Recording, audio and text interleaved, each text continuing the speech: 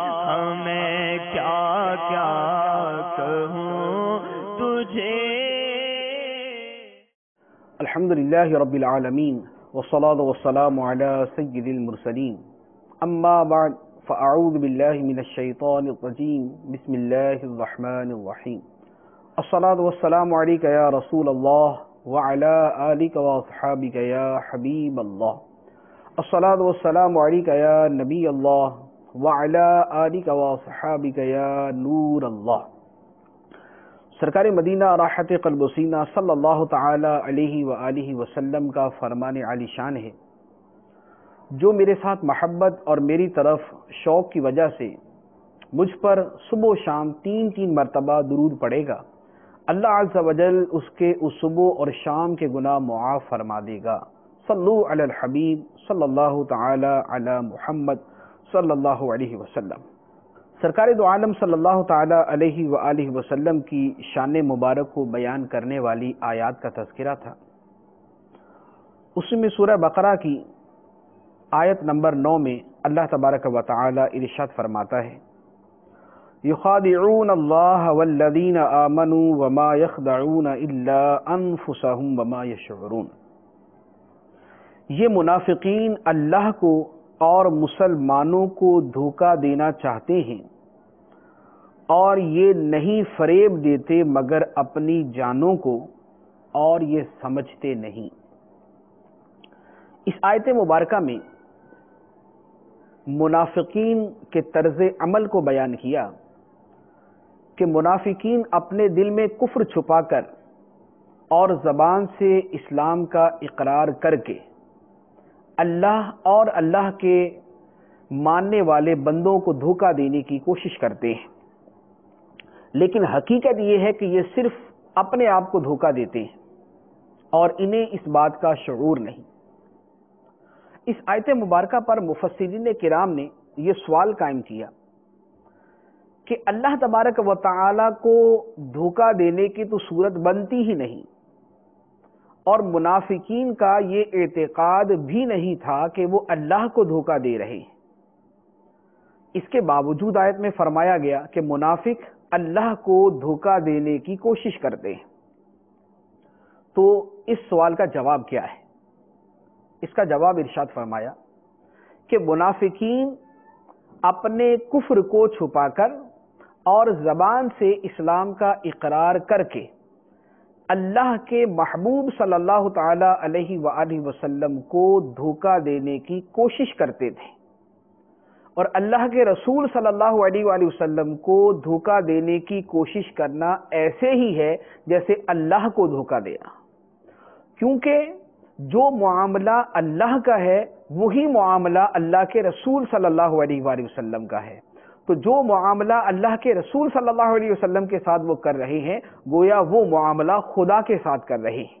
اسی لیے اس آیت کی تفسیر کے اندر، تفسیر خازن کے اندر ارشاد فرمایا گیا کہ ذکر نفسہ و اراد بہ رسولہ وفی ذلک تفخیم لامرہ و تعظیم لشانہ، کہ اللہ تعالیٰ نے یہاں اپنی ذات کو بیان کیا کہ منافق اللہ کو دھوکہ دینا چاہتے ہیں، اپنی ذات کو بیان کیا اور مراد اپنا رسول لیا، اور اس بات میں کہ اللہ کے رسول مراد ہیں، اس بات میں نبی پاک صلی اللہ علیہ وآلہ وسلم کی شان کا بیان بھی ہے، آپ کی تعظیم بھی ہے، اور آپ کے معاملے کی اہمیت کا بیان بھی ہے.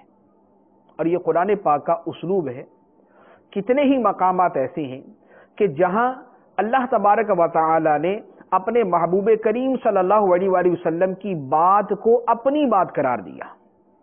جیسے قرآن پاک کی مشہور آیت مبارکہ ہے، اللہ تبارک و تعالی ارشاد فرماتا ہے: من یطع الرسول فقد اطاع اللہ.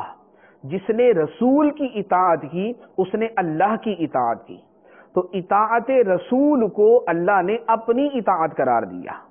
اسی طرح قرآن پاک کے اندر اللہ تعالی ارشاد فرماتا ہے: واللہ ورسولہ احق ان یرضوہ ان کانوا مؤمنین. اللہ اور اللہ کا رسول اس بات کے زیادہ حقدار ہیں کہ لوگ انہیں راضی کریں اگر ایمان والے ہیں.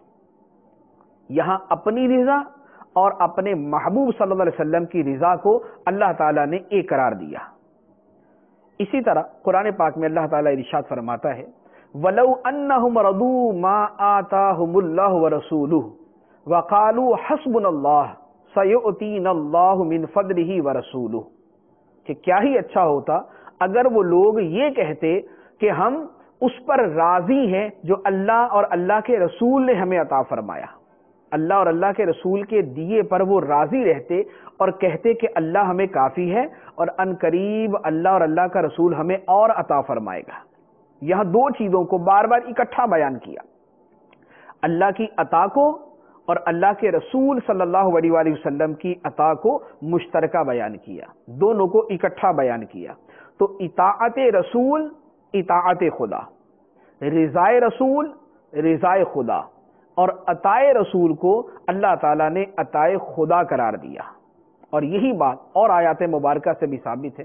اللہ تبارک و تعالیٰ نے ارشاد فرمایا ان الذین یبایعونک انما یبایعون اللہ، بے شک وہ لوگ جو اے محبوب آپ کے ہاتھ پر بیعت کرتے ہیں وہ اللہ سے بیعت کرتے ہیں، جو آپ کی بیعت کرنے والے ہیں وہ خدا کی بیعت کرنے والے ہیں۔ تو یہاں بیعت مصطفیٰ صلی اللہ علیہ وآلہ وسلم کو اللہ تعالیٰ نے بیعت خدا قرار دیا۔ اسی طرح ایک اور آیت مبارکہ میں اللہ تبارک و تعالیٰ نے ارشاد فرمایا وَمَا رَمَيْتَ إِذْ رَمَيْتَ وَلَكِنَّ اللَّهَ رَمَى، اور وہ کینکریاں آپ نے نہ پھینکی جب آپ نے پھینکی بلکہ وہ اللہ نے پھینکی، یعنی کنکریاں پھینکنا فعل تھا رسول کریم صلی اللہ علیہ وآلہ وسلم کا کہ آپ نے مٹھی بھر کے وہ کنکریاں کافروں پر پھینکی۔ اللہ تعالیٰ اس کو فرماتا ہے وَمَا رَمَيْتَ إِذْ رَمَيْتَ، اے محبوب جب آپ نے وہ پھینکی تو آپ نے نہ پھینکی بلکہ اللہ نے پھینکی۔ تو وہ کنکریاں پھینکنے کو اللہ تبارک و تعالیٰ نے اپنا کام قرار دیا۔ تو اب ان آیات مبارکہ کو اگر سامنے رکھ کر دیکھتے ہیں تو پتہ چلتا ہے کہ اللہ تبارک و تعالی اپنے محبوب کریم صلی اللہ علیہ وآلہ وسلم کے کتنے معاملات کو اپنے معاملات قرار دیتا ہے۔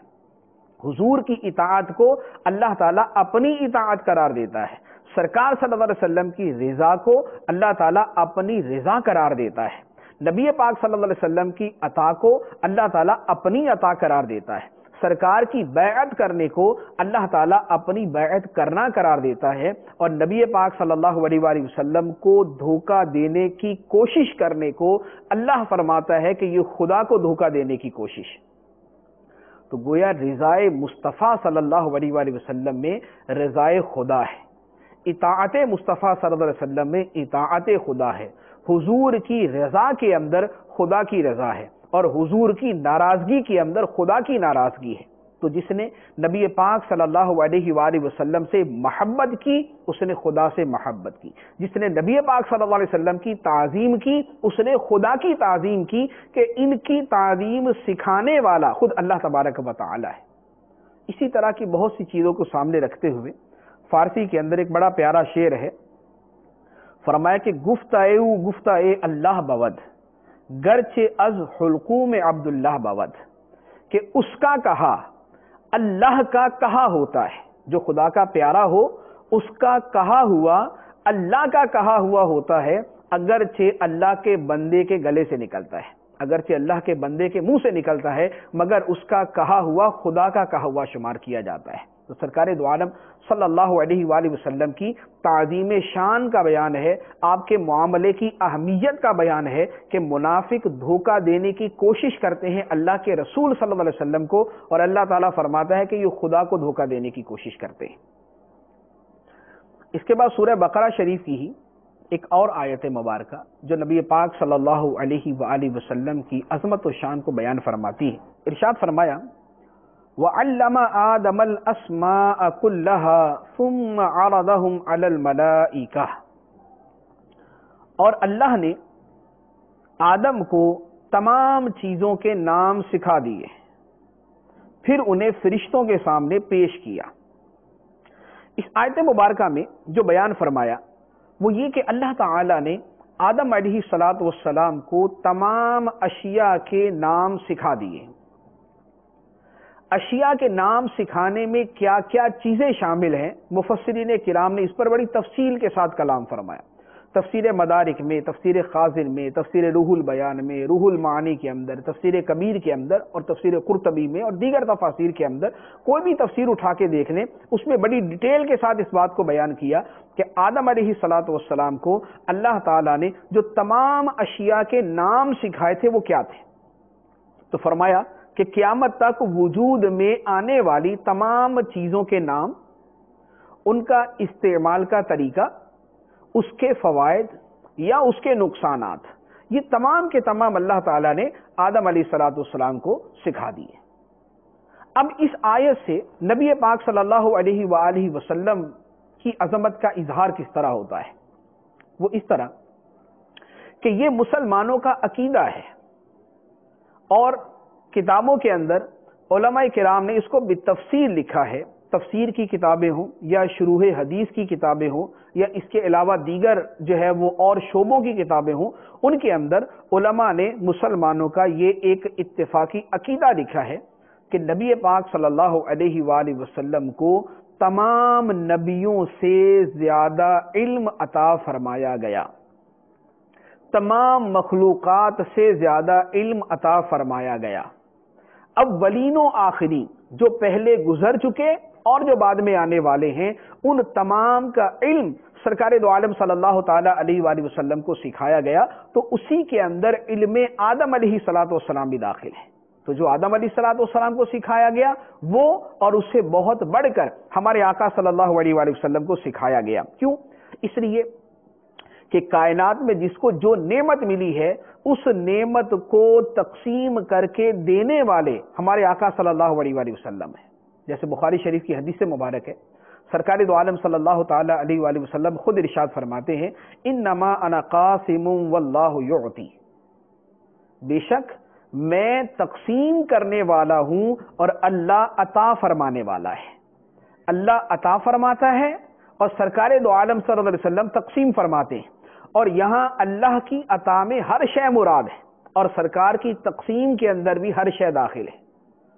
تو جب کائنات میں کسی کو ملنے والی کوئی بھی نعمت اللہ عطا کرتا ہے اور اس نعمت کو تقسیم کرنے والے سرکار دو عالم صلی اللہ علیہ وآلہ وسلم ہیں، تو گویا آپ کو وہ علوم بھی عطا کیے گئے جو حضرت آدم علیہ السلام کو عطا کیے گئے۔ پھر دوسری دلیل کہ نبی پاک صلی اللہ علیہ وآلہ وسلم کمالات انبیاء کے جامع تھے، اوصاف انبیاء علیہ السلام کے جامع تھے۔ آپ جامع کمالات، آپ جامع اوصاف ہیں۔ تمام نبیوں کے جتنے کمالات، جتنے اوصاف تھے، اللہ تبارک و تعالی نے بہت بڑھا کر ہمارے آقا صلی اللہ علیہ وآلہ وسلم کو عطا کی۔ اللہ تعالیٰ ارشاد فرماتا ہے، اولئک الذین ھدی اللہ فبہداہ مقتدی، یہی وہ لوگ ہیں جنہیں اللہ نے ہدایت دی، تو اے محبوب تم ان کی ہدایت کی راہ پر چلو۔ یہ وہ نبی ہیں جنہیں اللہ نے ہدایت دی، تو اے محبوب آپ ان کی ہدایت کی پیروی کریں، ان کی ہدایت پر چلیں۔ اس آیت مبارکہ میں جو انبیاء کرام علیہ السلام کی ہدایت کا تذکرہ ہے، اس سے پہلے مختلف نبیوں کا تذکرہ ہے۔ ایک نبیوں کی ایک تعداد ہے جن کا اللہ تعالیٰ نے بیان فرمایا، اور ان تمام کے بیان کرنے کے بعد فرمایا انہیں اللہ نے ہدایت دی، اور اے محبوب آپ ان کی ہدایت پر چلیں، ان کی ہدایت کی راہ پر چلیں۔ تو گویا جو جس نبی کو ہدایت دی گئی، سرکار دو عالم صلی اللہ علیہ وآلہ وسلم کو اسی ہدایت کے اختیار فرمانے کا کہا گیا۔ تو اب انبیاء علیہ السلام کی ہدایتوں میں ایک علم کی ہدایت ہے، تقوی کی ہدایت ہے، شجاعت کی ہدایت ہے، حکمت کی ہدایت ہے، اور دیگر جو اوصاف ہے، تواضع ہے، انکساری ہے، عاجزی ہے، رضا بالقضاء ہے، اللہ سے محبت ہے، شفقت ہے، رحمت ہے، کرم ہے، حلم ہے، تو یہ جتنے اوصاف ہیں یہ ساری کی ساری وہ ہدایت کے اندر داخل ہیں، اور سرکار دو عالم صلی اللہ علیہ وآلہ وسلم نے ان تمام ہدایتوں کو حاصل کیا۔ تو ہدایت علم، ہدایت عمل، ہدایت حکمت، ہدایت حلم اور دیگر جتنی ہدایات کی اقسام ہیں وہ ہمارے آقا صلی اللہ علیہ وآلہ وسلم نے حاصل کر لی، تو علم آدم علیہ السلام بھی اس کے اندر داخل ہو گیا۔ اسی لیے کسی شاعر نے بڑی پیاری بات فارسی کے اندر کہی کہ حسن یوسف دم عیسیٰ ید بیضا داری، حسن یوسف دم عیسیٰ ید بیضا داری، آنچ خوباں ہما دارن تو تنہا داری۔ شاعر کہتا ہے کہ یوسف علیہ السلام کا حسن ہو یا عیسیٰ علیہ السلام کا دم کر کے بیماروں کو تندرست کرنا اور دیگر معجزات کا دکھانا ہو، یا حضرت موسیٰ علیہ السلام کا اپنا دست مبارک اپنی بغل شریف میں ڈال کر نکالنا اور وہ سورج کی طرح چمکتا ہوا نکلنا، ید بیضا چمکتا ہوا ہاتھ ہو۔ فرمایا شاعر کہتا ہے کہ یا رسول اللہ صلی اللہ علیہ وآلہ وسلم، یہ تمام اوصاف یوسف علیہ السلام کا حسن، عیسیٰ علیہ السلام کا دم فرمانا اور موسیٰ علیہ السلام کا چمکتا ہوا ہاتھ، یہ سارے آپ کے بھی معجزات ہیں۔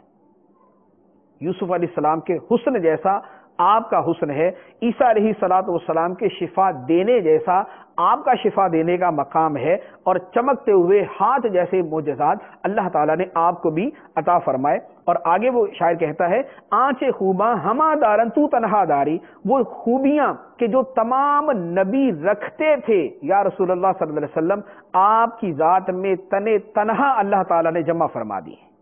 تو نبیوں کی خوبیاں، نبیوں کے اوصاف، نبیوں کے کمالات، یہ تمام کے تمام اللہ تعالیٰ نے آپ کی ذات کے اندر جمع کر دی ہے۔ اسی پر امام بصیری رحمۃ اللہ علیہ کا بڑا پیارا شعر ہے، یہی انبیاء کرام علیہ الصلوۃ کے فضائل و کمالات اور ان کی جمعیت سرکار دو عالم صلی اللہ علیہ وسلم کی ذات مبارکہ کے اندر۔ تو اسی پہ امام بصیری رحمۃ اللہ علیہ نے قصیدہ بردہ شریف کے اندر فرمایا فَإِنَّكَ شَمْسُ فَضْلٍ هُمْ كَوَاكِبُهَا یظہرن انوارہا للناس فی الظلم۔ فرمایا کہ یا رسول اللہ صلی اللہ علیہ وآلہ وسلم، آپ تو فضیلت و عظمت کے سورج ہیں، آپ تو فضیلت و عظمت کے سورج ہیں جس کے ستارے تمام نبی ہیں۔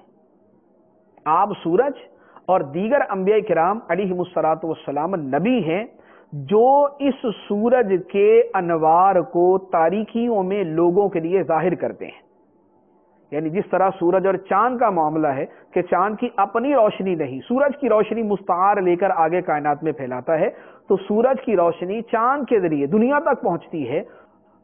امام بصری رحمۃ اللہ علیہ فرماتے ہیں یا رسول اللہ صلی اللہ علیہ وسلم، فضل و کرم کے، عظمت و فضیلت کے اصل سورج تو آپ ہیں، اور انبیاء کرام علیہ السلام ستارے ہیں، اور وہ جو روشنی دنیا میں پھیلاتے ہیں، وہ جو نور لوگوں کے سامنے ظاہر کرتے ہیں، وہ انوار جو لوگوں پہ نچھاور کرتے ہیں، وہ آپ کے سورج کی ہی تجلیات ہیں جو سارے نبی دنیا والوں کو دیتے ہیں۔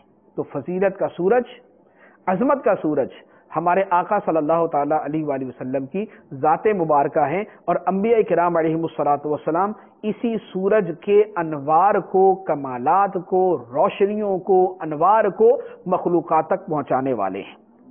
اعلیٰ حضرت علی رحمہ نے اسی طرح کی باتوں کے پیش نظر بڑی پیاری بات ارشاد فرمایا کہ تیرے تو وصف یا رسول اللہ صلی اللہ علیہ وسلم، وصف خوبیاں تیرے تو وصف عیب تناہی سے ہیں بری، ختم ہونے سے ہیں بری، ختم ہی نہیں ہوتے، ختم ہو ہی نہیں سکتے۔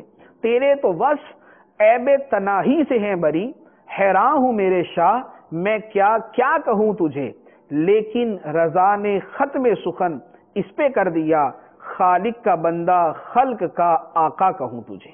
آپ خالق کے بندے اور ساری مخلوق کے آقا ہیں، آپ کی یہی میں وصف بیان کر سکتا ہوں، اس سے زائد وصف بیان کرنا میری قدرت سے باہر۔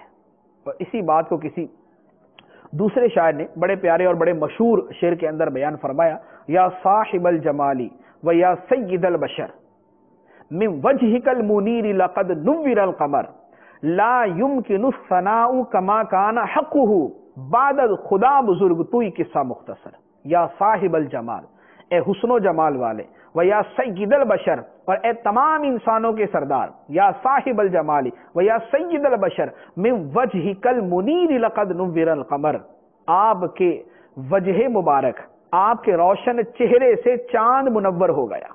لا يمكن الثناء کما کان حقہ، آپ کی تعریف اس طرح کرنا ممکن ہی نہیں ہے جس طرح کرنے کا حق ہے۔ جیسی تعریف آپ کی کرنی چاہیے ویسی تعریف کرنا ممکن ہی نہیں ہے۔ ہاں اتنا کہہ سکتے ہیں کہ بعد خدا بزرگ توئی قصہ مختصر، کہ خدا کے بعد جو ہستی کائنات میں سب سے زیادہ عظمت و فضیلت والی ہے یا رسول اللہ صلی اللہ علیہ وسلم، وہ آپ کی مبارک ہستی ہے۔ سرکار دو عالم صلی اللہ علیہ وآلہ وسلم علوم انبیاء کے جامع تھے، تمام نبیوں کے اوصاف و کمالات سرکار دو عالم صلی اللہ علیہ وسلم کی ذات مبارکہ میں جمع تھے، اور اسی میں وَعَلَّمَ آدَمَ الْأَسْمَاءَ كُلَّهَا، اللہ نے آدم کو تمام اشیاء کے نام سکھا دیے۔ تو جو اشیاء کے نام آدم علیہ السلام کو سکھائے گئے وہ ہمارے آقا صلی اللہ علیہ وآلہ وسلم کو بھی سکھائے گئے۔ اس کے بعد ایک اور آیت مبارکہ جو ہمارے آقا صلی اللہ علیہ وآلہ وسلم کی شان مبارک کو بیان کرتی ہے۔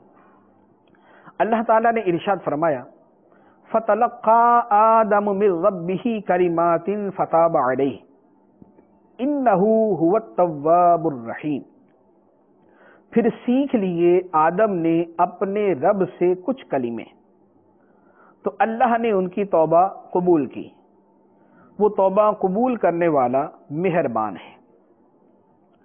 اس آیت مبارکہ میں اللہ تبارک و تعالی نے آدم علیہ السلام کی توبہ کا تذکرہ فرمایا۔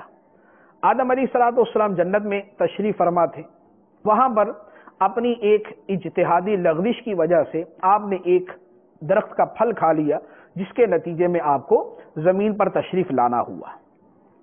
زمین پر تشریف لانے کے بعد آدم علیہ السلام مسلسل اللہ کی بارگاہ میں توبہ کرتے رہے، اللہ کی بارگاہ میں توبہ کرتے رہے، بار بار توبہ کرتے رہے۔